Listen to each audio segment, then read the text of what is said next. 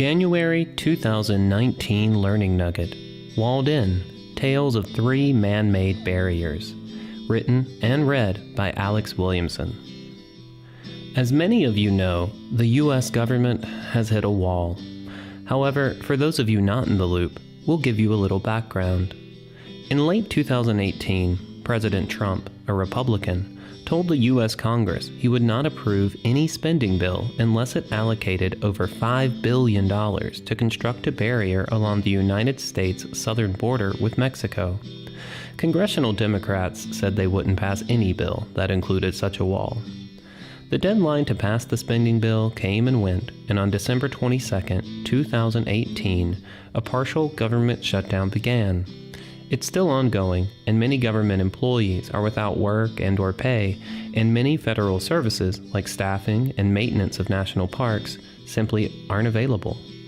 With the government of the world's largest economy at an impasse over a wall, we at Tip Top thought it would be interesting to take a look at the impact large, man-made barriers have had across history. Of course, there are many more than we could talk about in just one learning nugget, so we've chosen 3 that we think you might not know much about. So settle in, and we hope you learn something new. The Amorite Wall, ancient Mesopotamia. Around 2000 BCE, the leaders of the Sumerian city of Ur, located in modern-day Iraq, had a problem.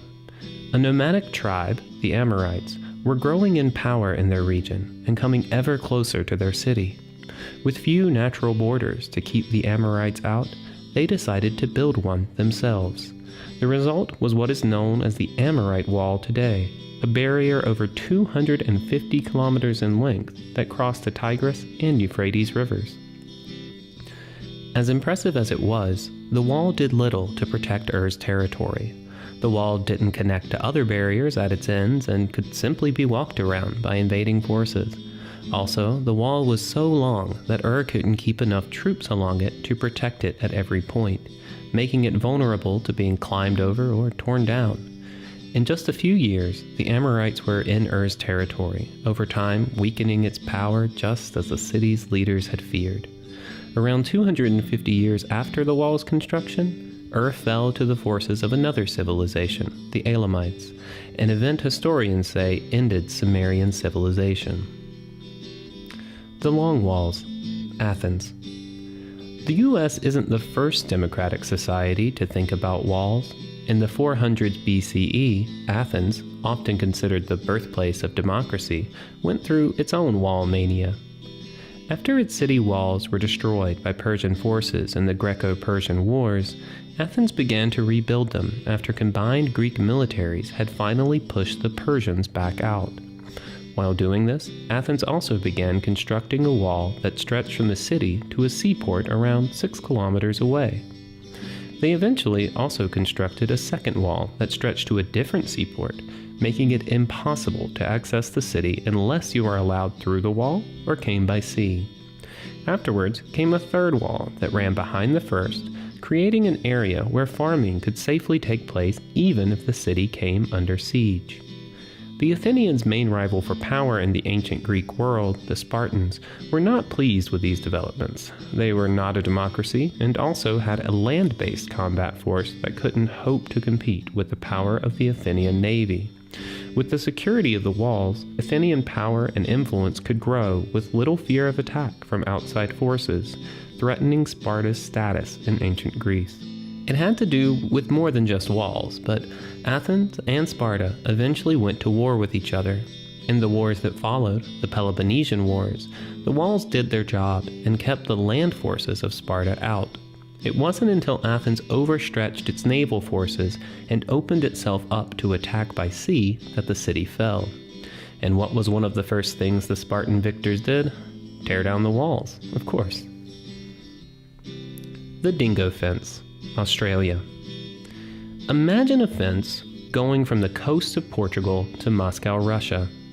At 5,614 kilometers, the Dingo Fence in Australia is over 1,000 kilometers longer than that. It's the longest fence in the world, and it has one current purpose: to keep wild dogs called dingoes from eating farmers' sheep. The fence was originally built in the late 1800s to stop the spread of rabbits, a species not native to Australia. It didn't work, but soon some saw the possibility of expanding the fence to keep Australia's apex predator, the dingo, away from their livestock. The fence is still maintained by Australia's government today, though it is only partly effective and the subject of some debate. For one, some dingoes have gotten through the holes in the fence and still live on the side they are meant to stay out of. Another problem is that the dingo is the apex predator of Australia, and animals on the continent have co-evolved with it over the last 4 centuries. Without its presence in its normal habitat, biodiversity has suffered, leaving some species endangered. Final thoughts. From just these few examples, it's easy to see the long life artificial barriers have had in human history. Whether from armies or wild animals, they are almost always made to ward off attacks, but none of them come without problems. They could be ineffective like Ur's, a source of conflict like Athens, or the cause for the decline of an ecosystem like Australia's. It is likely due to awareness of such possible problems that the majority of US voters oppose Trump's wall. Perhaps they agree with a leading Democratic politician who said the symbol of America should be the Statue of Liberty, not a 30-foot wall. For our part, we at Tip Top definitely believe that it's always better to look for ways to create fruitful conversations between societies, rather than ways to cut them off from one another.